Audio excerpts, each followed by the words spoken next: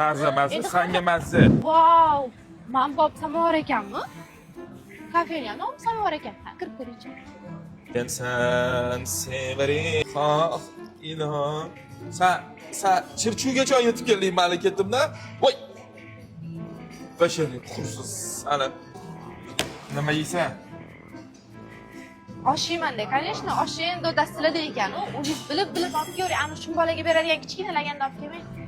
Qanaqa ishingni bilaman, ungacha men choy damlaganda ichgan. Har bitta stolda tekin samovar qo'yib qo'yamiz. Milliylikni o'zida aks ettirgan bunaqangi chiroyli restoranga anchadan beri kelmagandim.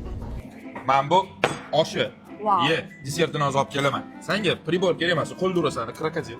Ota-bobolarimiz aytganidek, oshni haqiqiy mazasi qo'lda yeganda bilinadi. O'g'irlarimiz o'zi ham oshni sayratib yorishibdi. Mazaliligidan qo'limni tishlab olishimga sal qoldi. Menyuda oshga assortiment juda ham katta ekan. Bilardim. Yevorishingni. Ma, bu senga. Bu hali desert emas. Buni yeb turgan desertni endi olib kelaman.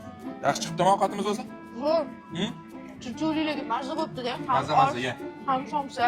Oshni hazm qilib ulgurmasidan tandirdan uzilgan qaynoqqina avashnoy qo'ziqorin sirli somsalarimiz yetib keldi. Assortiment juda ham katta ekan. Bunaqa shirin somsani Chirchiqda faqat shu yerdan topasizlar. Keyingi navbatda shashligiga berib, birin-ketin oshqozonga joylab yubora qoldim. Agar sizlarga lokatsiya qiziq bo'lsa, Telegram kanalimda qoldiraman. Krokodil. Voy, azdagi chirchuvdagi mazza bo'pti. Ham osh, ham somsa, ham shashlik, achchiq somsa, qo'ziqorinli somsa chirchuvda eshitmagandim. Mazali ekan ham yana. Mazza, senga mazza. Oyligim beringlar, men bo'shadim. Men nima qildim? Pulni o'zim to'layman-ku.